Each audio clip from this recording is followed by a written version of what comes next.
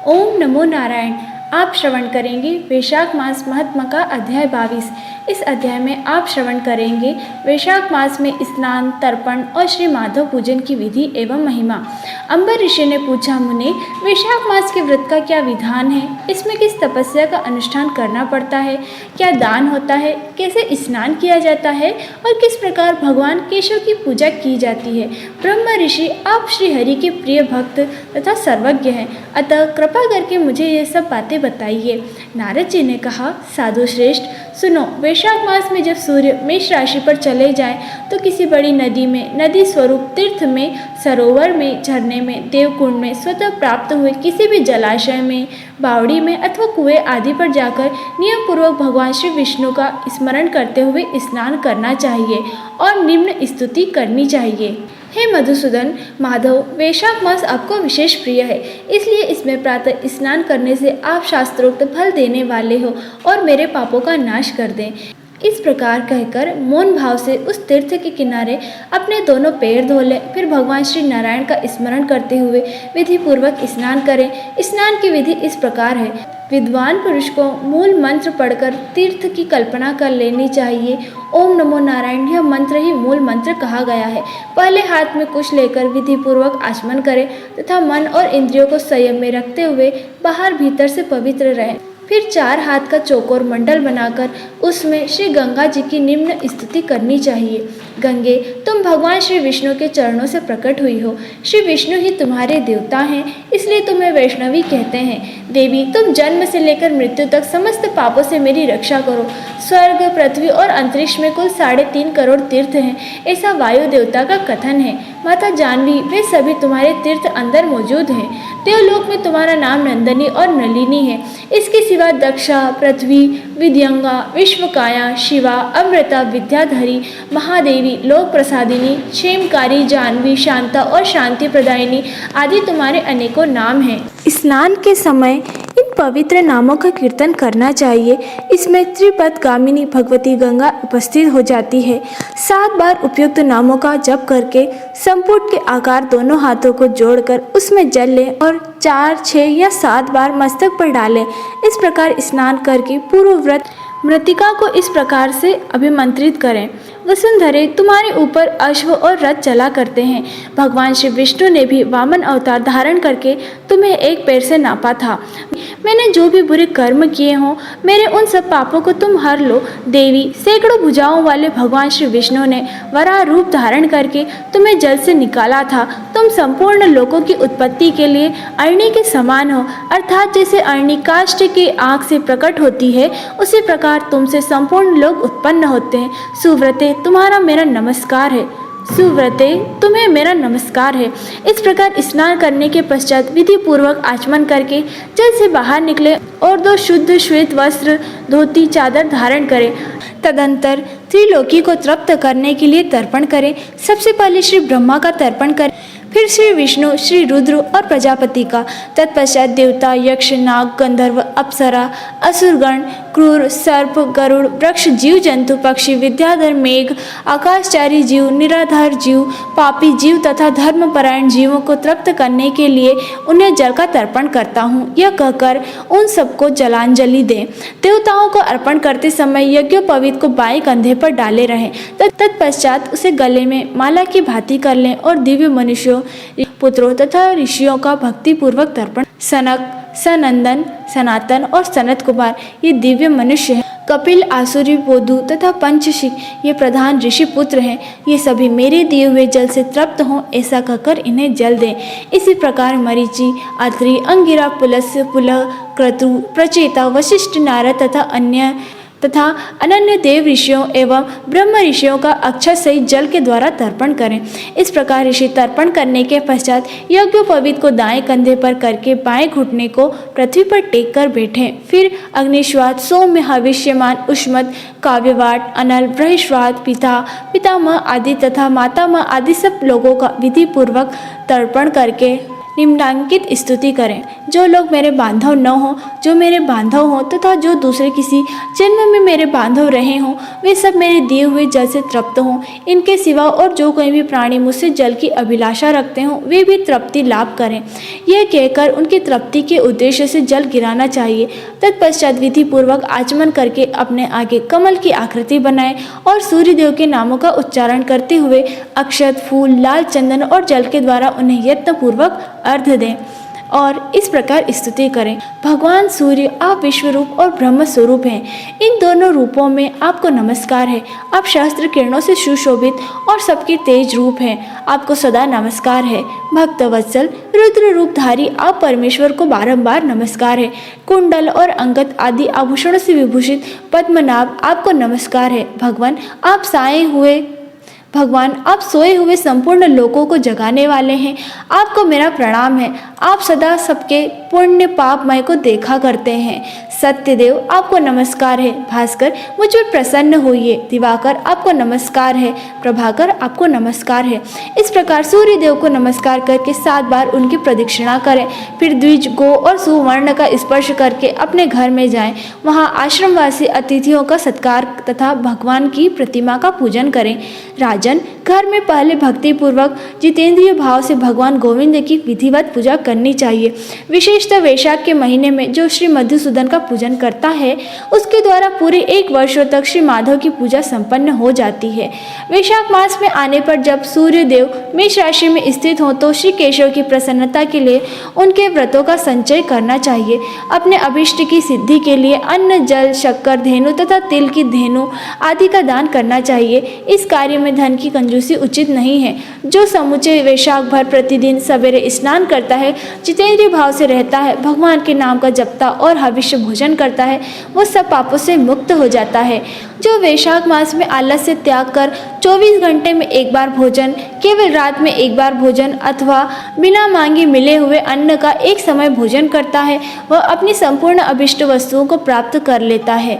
वैशाख मास में प्रतिदिन 2 बार गांव से बाहर नदी के जल में स्नान करना, हविष्य खाकर रहना, ब्रह्मचर्य व्रत का पालन करना, पृथ्वी पर सोना, नियम पूर्वक रहना, व्रत, दान, तप, जप, होम और भगवान मधुसूदन की पूजा करना, ये नियम हजारों जन्मों के भयंकर पापों को भी हर लेते हैं।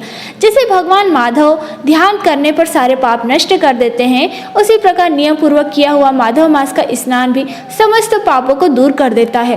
प्रतिदिन तीर्थ स्नान, तिलों द्वारा पितरों को तर्पण, धर्मघट आदि दान, श्री मधुसूदन का पूजन, ये भगवान को संतोष प्रदान करने वाले हैं। वैशाख मास में इनका पालन अवश्य करना चाहिए। वैशाख में तिल, जल, सुवर्ण, अन्न, शक्कर, वस्त्र, गो, जूता, छाता, कमल या शंख तथा घड़े, इन वस्तुओं का ब्राह्मणों को दान करें। तीनों संध्याओं के समय एकाग्रचित हो विमल स्वरूपा साक्षात भगवती लक्ष्मी के साथ परमेश्वर श्री विष्णु का भक्ति पूर्वक पूजन करना चाहिए। सामयिक फूलों और फलों से भक्ति पूर्वक श्री हरि का पूजन करके पश्चात यथाशक्ति ब्राह्मणों की पूजा करनी चाहिए। पाखंडियों से वार्तालाप नहीं करना चाहिए। जो फूलों द्वारा विधि पूर्वक अर्चन करके श्री मधुसूदन की आराधना करता है, वह सब पापों से मुक्त हो परम पद को प्राप्त करता है। श्री नारद जी कहते हैं, राजेंद्र सुनो, मैं संक्षेप से माधव के पूजन की विधि बतला रहा हूँ। महाराज, जिनका कहीं अंत नहीं है, जो अनंत और अपार है, उन भगवान अनंत की पूजा विधि का अंत नहीं है। श्री विष्णु का पूजन 3 प्रकार का होता है, वैदिक, तांत्रिक तथा मिश्र। तीनों के ही बताए हुए विधान से श्री हरि का पूजन करना चाहिए। वैदिक तथा मिश्र पूजन की विधि ब्राह्मण आदि 3 वर्णों के लिए बताई गई है, किंतु तांत्रिक पूजन विष्णु भक्त शूद्र के लिए ही विहित है। साधक पुरुष को उचित है कि शास्त्रोक्त विधि का ज्ञान एकाग्रचित हो ब्रह्मचर्य पालन करते हुए श्री विष्णु का विधि पूर्वक पूजन करें। भगवान की प्रतिमा 8 प्रकार की मानी गई है। शिलामयी, धातुमयी, लोहे की बनी हुई, लिपने योग्य मिट्टी की बनी हुई, चित्रमयी, बालों की बनाई हुई, मनोमयी तथा मणिमयी। इन प्रतिमाओं की प्रतिष्ठा यानी कि स्थापना 2 प्रकार की होती है, एक चल प्रतिष्ठा और दूसरी अचल प्रतिष्ठा। राजन, भक्त पुरुष को चाहिए कि वह जो कुछ भी सामग्री प्राप्त हो उसी से भक्ति भाव के साथ पूजन करे। प्रतिमा पूजन में स्नान और अलंकार ही अभिष्ट है, अर्थात भगवती ग्रह को स्नान कराकर पुष्प आदि से श्रृंगार कर देना ही प्रधान सेवा है। श्री कृष्ण में भक्ति रखने वाला मनुष्य यदि केवल जल ही भगवान को अर्पण करे तो वह उनकी दृष्टि में श्रेष्ठ है। फिर गंध, धूप, पुष्प, दीप और अन्न आदि का नैवेद्य अर्पण करने पर तो कहना ही क्या है। पवित्रता पूर्वक पूजन की सारी सामग्री एकत्रित करके पूर्वाग्र कुशों का आसन बिछाकर उस पर बैठें। पूजन करने वाले को मुख उत्तर दिशा की ओर या प्रतिमा के सामने हो। फिर पाद्य, अर्थ, स्नान तथा अहर्ण आदि उपचारों की व्यवस्था करें। उसके बाद कर्णिका और केसर से सुशोभित अष्टदल कमल बनावे और उसके ऊपर श्री हरि के लिए आसन बनावे। तदंतर चंदन, उशीर, खस, केसर और अर्गजा से सुवासित जल के द्वारा मंत्र पूर्वक श्री हरि का स्नान करवावे। वैभव हो तो प्रतिदिन इस तरह की व्यवस्था करनी चाहिए। स्वर्ण धर्म नामक अनुवाक, महापुरुष विद्या, साम, वेदोक्त, निर्जना आदि मंत्रों द्वारा श्री हरि का स्नान करावे। तत्पश्चात विष्णु भक्त पुरुष वस्त्र, यज्ञोपवीत आभूषण, हार, गंध तथा अनुलेपन के द्वारा प्रेम पूर्वक भगवान का यथा योग्य श्रृंगार करे। उचित है कि वह श्रद्धा पूर्वक आचनमयी गंध, पुष्प, पुजारी को अक्षत तथा धूप आदि का उपहार अर्पण करे। उसके बाद गुड़, खीर, घी, पूड़ी, मालपुआ, लड्डू, दूध और दही आदि नाना प्रकार के नैवेद्य निवेदन करे। पर्व के अवसरों पर अंगराग लगाना, अर्पण दिखाना, दंत धावन कराना, अभिषेक कराना, अन्न आदि के बने हुए पदार्थ भोग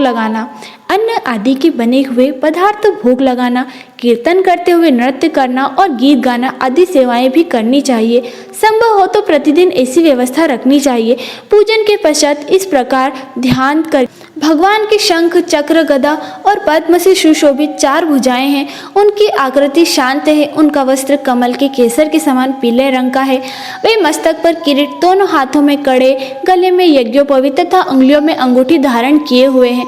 उनके वक्ष स्थल में श्री वत्स का चिन्ह है। कौस्तुभ मणि उनकी शोभा बढ़ाता है तथा वे मनमाला धारण किए हुए हैं। इस प्रकार ध्यान करते हुए पूजन समाप्त करके घी में डुबोई हुई समिधाओं तथा हविष्य द्वारा अग्नि में हवन करें। आज्य भाग तथा आघार नामक आहुतियां देने के पश्चात घृतपूर्ण हविष्य का होम करें। तदंतर पुनः भगवान का पूजन करके उन्हें प्रणाम करें और पार्षदों को नैवेद्य अर्पण करें। उसके बाद मुख शुद्धि के लिए सुगंधित द्रव्यों से युक्त तांबूल निवेदन करना चाहिए। फिर छोटे बड़े पौराणिक तथा अर्विचान स्त्रोतों द्वारा भगवान की स्तुति करके भगवान प्रसीद यानी कि भगवान प्रसन्न होइए यह कहकर प्रतिदिन दंडवत प्रणाम करें। अपना मस्तक भगवान के चरणों में रखकर दोनों भुजाओं को फैलाकर परस्पर मिला दें और इस प्रकार कहें, परमेश्वर, मैं मृत्यु रूपी ग्रह तथा समुद्र से भयभीत होकर आपकी शरण में आया हूँ, आप मेरी रक्षा करें। तदंतर भगवान को अर्पण की हुई प्रसाद, माला आदि को आदर पूर्वक सिर पर चढ़ाएं तथा यदि मूर्ति विसर्जन करने योग्य हो तो उसका विसर्जन भी करें। ईश्वरीय ज्योति को आत्म ज्योति में स्थापित कर लें। प्रतिमा आदि में जहाँ भगवान का चरण हो वहीं श्रद्धा पूर्वक पूजन करना चाहिए तथा मन में यह विश्वास रखना चाहिए कि जो संपूर्ण भूतों में तथा मेरे आत्मा में भी रम रहे हैं वे ही सर्वात्म परमेश्वर इस मूर्ति में विराजमान हैं। इस प्रकार वैदिक तथा तांत्रिक क्रिया योग के मार्ग से जो भगवान की पूजा करता है वह सब ओर से अभिष्ट सिद्धि को प्राप्त होता है। श्री विष्णु प्रतिमा की स्थापना करके उसके लिए सुदृढ़ मंदिर बनवाना चाहिए तथा पूजा कर्म को सुव्यवस्था के लिए सुंदर फुलवाड़ी भी लगवानी चाहिए। बड़े बड़े पर्वों पर तथा प्रतिदिन पूजा कार्य का भली भांति निर्वाह होता रहे, इसके लिए भगवान के नाम बाजार, कस्बा और गांव आदि भी लगा देना चाहिए। योग करने पर मनुष्य भगवान के सायुज्य को प्राप्त होता है और भगवती ग्रह की स्थापना करने से, सार्वभौम के पद को मंदिर बनवाने से, तीनों लोकों के राज्य को पूजा आदि की व्यवस्था करने से, ब्रह्म लोक को तथा इन तीनों लोकों के कार्यों को अनुष्ठान से तथा इन तीनों कार्यों के अनुष्ठान से मनुष्य भगवान सायुज्य को प्राप्त करता है। केवल अश्वमेध यज्ञ करने से किसी को भक्ति योग की प्राप्ति नहीं होती। भक्ति योग को तो वही प्राप्त करता है जो पूर्वोक्त रीति से प्रतिदिन श्री हरि का पूजन करता है। राजन, वही शरीर शुभ कल्याण का साधक है जो भगवान श्री कृष्ण को साष्टांग प्रणाम करने के कारण धूसरित हो रहा है। नेत्र भी वही अत्यंत सुंदर और तप शक्ति से संपन्न है जिसके द्वारा श्री हरि का दर्शन होता है। वही बुद्धि निर्मल और चंद्रमा तथा शंख के समान उज्जवल है जो सदा श्री लक्ष्मीपति के चिंतन में संलग्न रहती है तथा वही जी हाँ मधुर भाषिणी है जो बारंबार भगवान नारायण का स्तवन किया करती है। स्त्री और शूद्रों को भी मूल मंत्र के द्वारा श्री हरि का पूजन करना चाहिए तथा अनन्य वैष्णव जनों को भी गुरु की बताई हुई पद्धति से श्रद्धा पूर्वक भगवान की पूजा करना उचित है। राजन, ये सब प्रसंग मैंने तुम्हें बता दिया। श्री माधव का पूजन परम पावन है। विशेषतः वैशाख मास में तुम इस प्रकार पूजन अवश्य करना। सूत जी कहते हैं, महिषीगण इस प्रकार पत्नी सहित मंत्र वेदता महाराज अम्बर ऋषि को उपदेश दे, उनसे पूजित हो विदा लेकर देव ऋषि नारद जी वैशाख मास में गंगा स्नान के लिए चले गए। लोक में जिनका पावन सुयश फैला हुआ था, उन राजा अम्बर ऋषि ने भी मुनि की बताई हुई वैशाख मास की विधि का पूर्ण बुद्धि से पत्नी सहित पालन किया। यहाँ पर वैशाख मास महात्म का 22वां अध्याय समाप्त होता है। ओम नमो नारायण।